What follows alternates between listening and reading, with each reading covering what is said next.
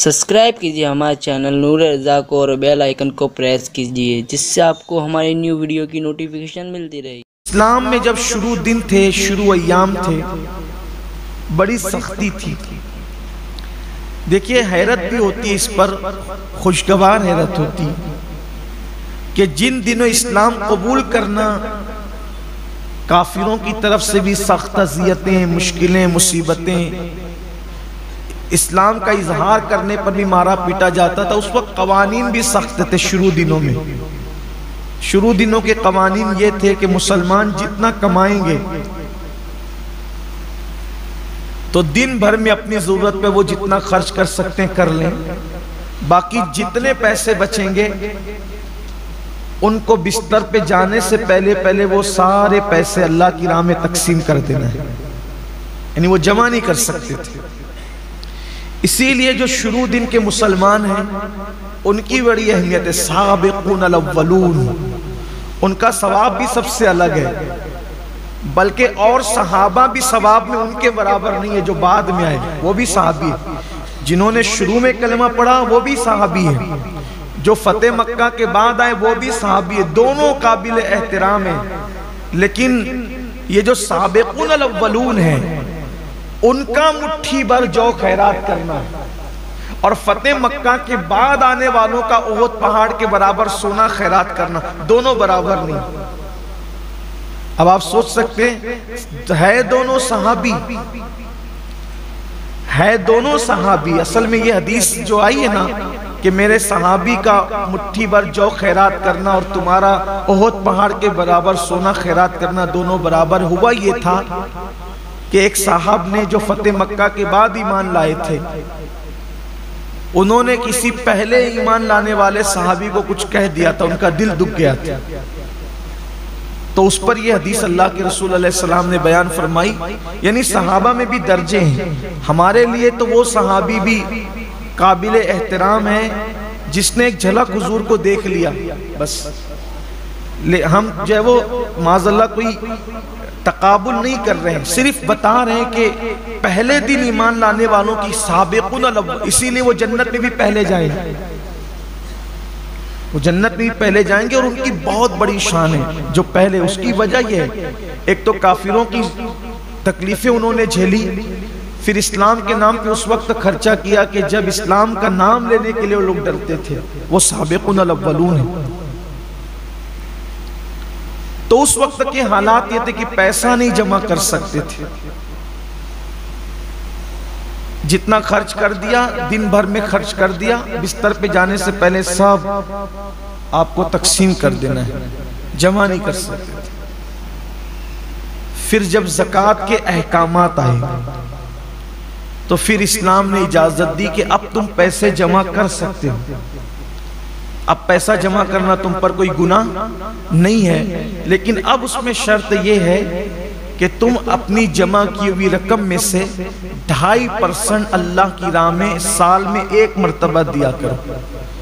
پھر اس کے مصارف بتائے گئے کہ یہ ان راستوں میں کم و بیش 7 طبقے قرآن مقدس نے بیان فرمائے ہیں کہ ان راستوں میں تمہیں خرچ کرنا ہے، جن میں سے بہت سارے طبقات ہیں جو ہندوستان میں پائے نہیں جاتے، تو اس کی تفصیل آگے ہم آپ کے سامنے پیش کریں گے۔ اگر کوئی شخص نماز کی پابندی کرتا ہے لیکن سال میں 1 مرتبہ 2.5% زکوٰۃ ادا نہیں کرتا، تو اللہ کے رسول صلی اللہ علیہ وآلہ وسلم فرماتے ہیں اللہ اس کی نمازیں بھی قبول نہیں فرماتا، کیونکہ اللہ تعالیٰ نے جہاں جہاں زکوٰۃ کا ذکر کیا ہے نماز کے ساتھ کیا ہے، زکوٰۃ کا ذکر ہمیشہ نماز کے ساتھ آیا ہے۔ آپ دیکھ لیں قرآن مقدس میں اٹھا کر نماز کا ذکر کہیں تنہا کر دیا گیا ہے، لیکن ہمیشہ زکوٰۃ کو نماز کے ساتھ بیان کیا گیا۔ زکوٰۃ کا معنی ہوتا ہے پاک کرنے، زکوٰۃ کو زکوٰۃ اس لیے کہتے ہیں کہ ہر چیز کا ایک میل ہوتا ہے، تو یہ جو ہمارا مال ہے اس کا میل نکالنا، گویا کہ ایک سمجھانے کے لیے کہہ رہا ہوں، یہ شارحین نے بھی لکھا ہے حدیث پاک کی شرح میں کہ یہ جو زکوٰۃ نکالی جاتی ہے مال کا میل ہے، تو جیسے کپڑوں سے مال نکل جاتا ہے تو کپڑے کیسے صاف ہو جاتے ہیں، ایسے جب ہمارے مال سے زکوٰۃ نکل جاتی ہے تو ہمارا جو مال ہے وہ محفوظ ہو جاتا ہے، اللہ کے قلعے میں محفوظ ہو جاتا ہے، اور اس کی حفاظت پھر اللہ اپنے ذمہ کرم پر لے لیتا ہے۔ اور جو لوگ ادا نہیں کرتے زکوٰۃ، کچھ لوگ ایسے ہیں کہ جنہیں بہت تکلیف ہوتی ہے زکوٰۃ ادا کرنے میں، حالانکہ دیا اللہ نے، اور ادا کتنی کرنا ہے؟ صرف 2.5%، یعنی 100 روپے پر 2.5 روپیہ دینا ہے صرف، اور 97.5 روپے اپنے لیے رکھنا ہے۔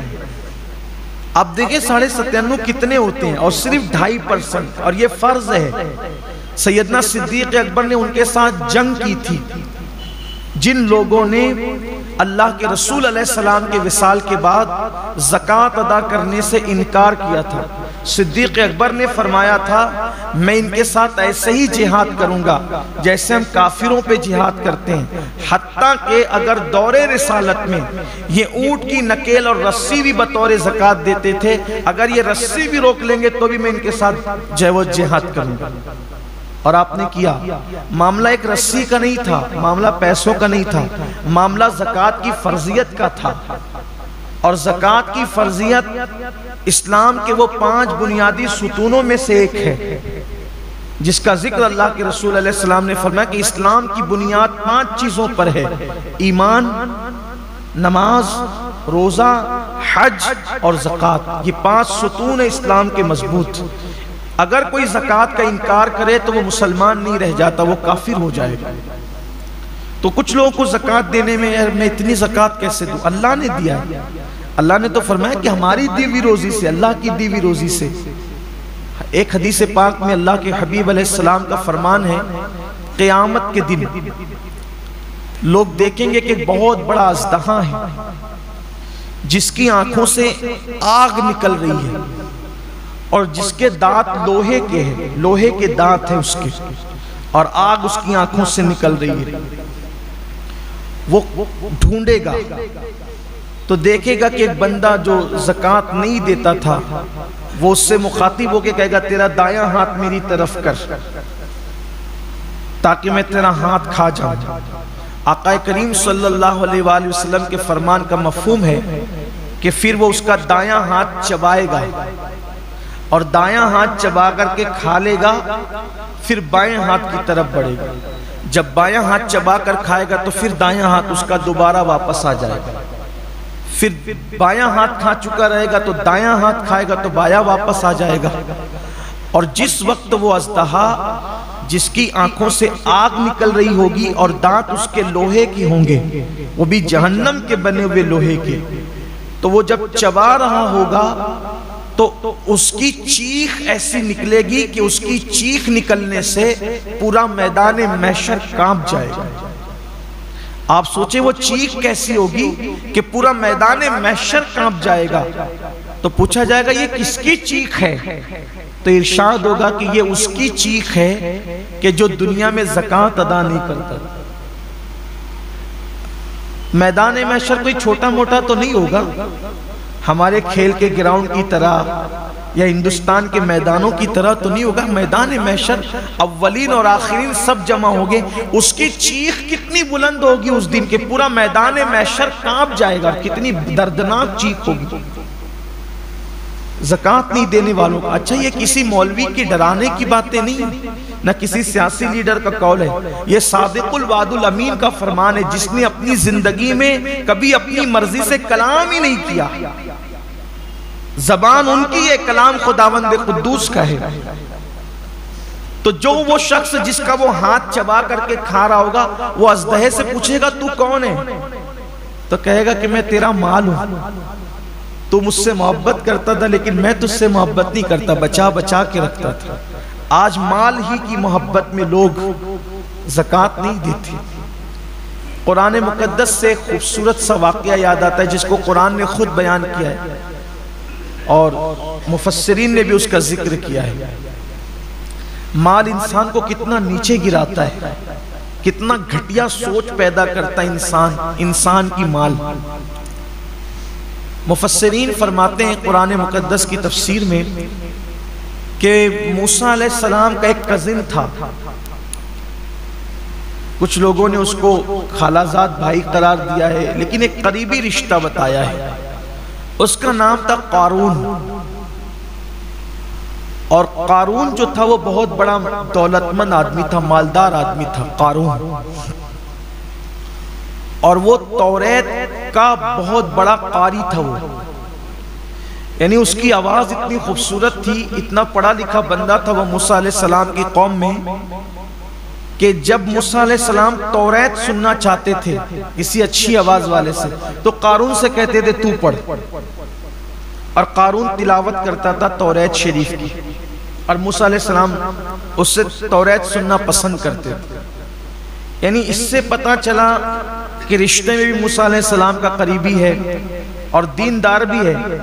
بے دین سے تو حضرت موسیٰ توریت نہیں سنیں گے نا، یعنی کس شان کا آدمی تھا قارون، آپ پہلے یہ سمجھ لیں۔ لیکن اللہ نے اس کو بہت دولت دی تھی، مال اس کے پاس اتنا تھا، دولت اس کے پاس اتنی تھی کہ اس کی تجوریوں کی چابیاں کئی جانوروں پہ لاد کر لائی اور لے جائی جاتی تھی۔ اس سے اندازہ ہوتا ہے کہ جس کے پاس چابیاں اتنی ہوگی تو تجوریاں کتنی ہوگی، اور جب تجوریاں اتنی ہیں تو مال کتنا ہوگا۔ اس دور میں بہت مال ہوگا اس کے پاس۔ قرآن نے بیان کیا کہ وہ بہت مالدار تھا۔ اب اللہ کا حکم آیا موسیٰ علیہ السلام پر کہ آپ اپنی قوم سے کہیں کہ وہ زکوٰۃ ادا کریں۔ زکوٰۃ دینا ہے 2.5% مال سے۔ تو موسیٰ علیہ السلام نے اپنی قوم سے کہا کہ بھائی اب اللہ کا یہ قانون آیا ہے کہ جو مالدار لوگ ہیں وہ اپنے مال سے غریب لوگوں کو 2.5% زکوٰۃ نکالیں گے۔ تو چھوٹے موٹے مالدار لوگ تھے، انہیں تو کوئی پرابلم ہی نہیں تھا، انہوں نے تو دینا ہی تھا۔ سب سے بڑا جو مالدار تھا وہ قارون تھا۔ قارون نے کہا کہ میں کل سوچ کے بتاتا ہوں۔ یہ سوچ کے بتانا یہ شیطانی چکر، مسلمان کی ذمہ داری ہے، اللہ کے اور اس کے رسول کا فرمان آ گیا، کوئی سوچ نہیں، کوئی فکر نہیں، کچھ نہیں، حکم آیا سر تسلیم خم، ورنہ انجام برا ہے۔ تو کہا میں سوچ کے بتاتا ہوں۔ پھر وہ گیا گھر، سوچنے لگا اتنی دولت، اس کا 2.5% کتنا ہوگا؟ جیسے آج کروڑ پتی لوگ کہتے ہیں نا لاکھوں نکل جائے گا میرا، لاکھوں۔ ارے کروڑوں تو دیا اللہ نے ہے نا، لاکھوں نکلا تو تو نے دیا کیا؟ اور اس پہ وعدہ بھی ہے، ایک دے گا تو میں کم سے کم 10 دوں گا، کم سے کم 70 دوں گا، 700 دوں گا، اور اگر نیت میں اور خلوص ہے تو میں تجھے بے حساب عطا کروں۔ ملنا ہے وہ دنیا میں ہی، واپس دنیا میں پہلے ملے گا، آخرت میں تو ملنا ہی ملنا ہے۔ شیطان کے مکر و فریب میں مت پڑو۔ قرآن میں اللہ فرماتا ہے شیطان تمہیں غربت کا خوف دلاتا ہے، اللہ کی راہ میں خرچ کرتے ہو نا تو تمہیں کیا رہ جائے گا تیرے پاس؟ ارے کیا رہ جائے گا؟ کیا اس کا کرم ہوگا تو جس نے اتنا دیا ہے جب اس کی راہ میں دو گے تو وہ اور عطا کرے گا۔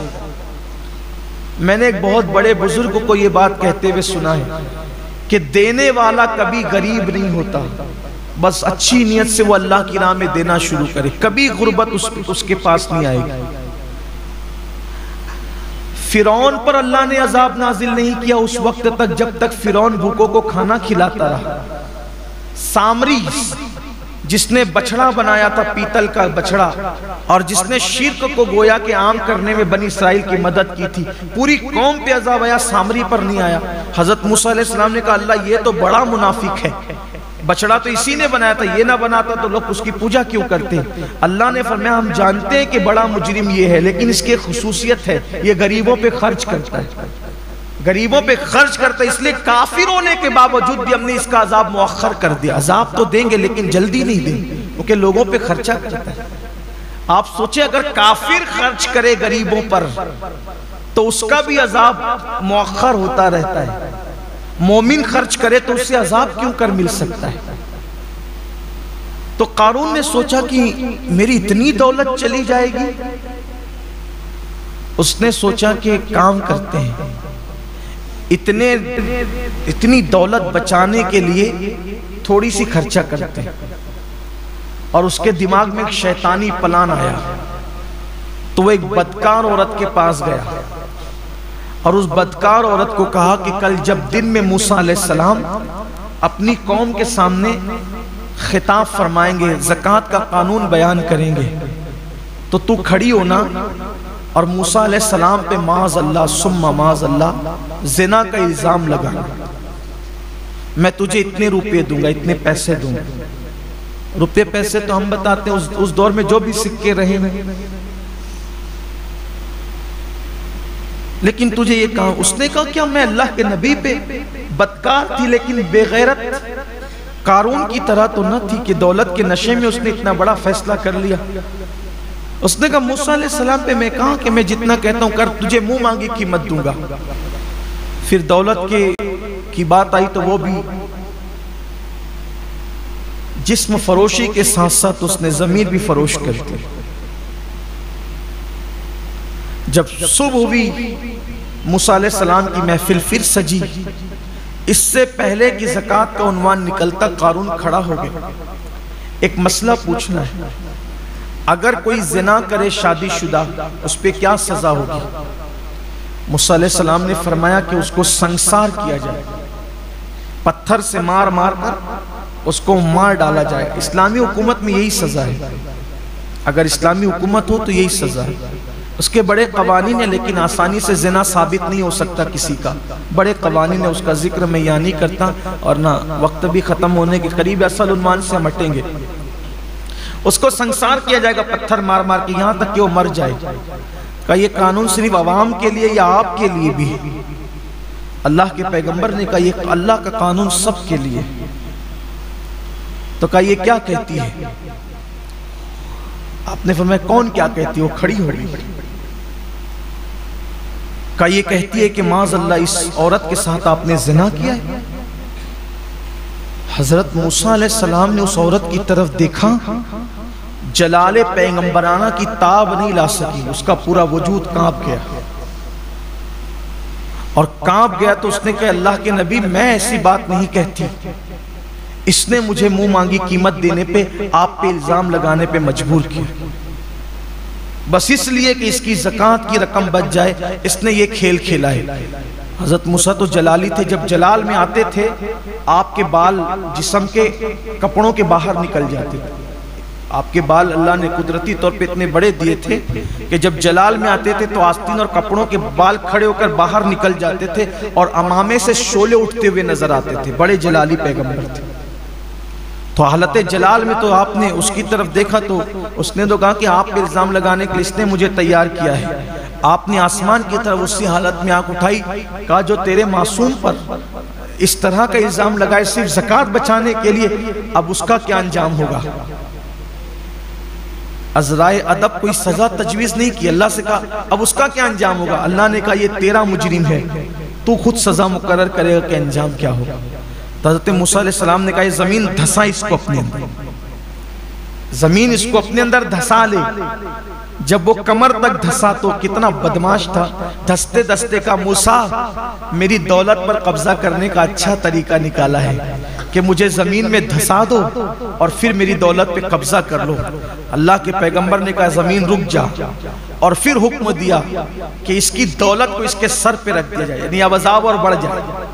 فرشتوں نے اس کی جتنی تجوریاں، اس کی جتنی دولت تھی سب اس کے سر پہ رکھ دیا۔ ابھی تو ایسے ہی دھس رہا تھا بغیر وزن کے، نبی سے منہ چلانے کی سزا یہ ملی کہ اس کی ساری دولت اس کے سر پہ رکھ دی گئی، اور اسی حالت میں وہ دھس رہا۔ اللہ کے رسول علیہ السلام نے جب اپنے دور میں بیان فرمایا تو فرمایا کہ ابھی بھی وہ زمین میں دھس رہا ہے۔ اور بعض بزرگوں نے فرمایا کہ رسول اللہ نے فرمایا ابھی بھی دھس رہا ہے تو ابھی بھی دھس رہا ہے۔ زکوٰۃ نہ دینے کا انجام، اور زکوٰۃ نہ دینے کی بنیاد پہ مال کی محبت نے اس کو پہنچایا کس منزل پر؟ آج ہمارے یہاں بھی یہی ہو رہا ہے، لوگ زکوٰۃ نہیں دے رہے۔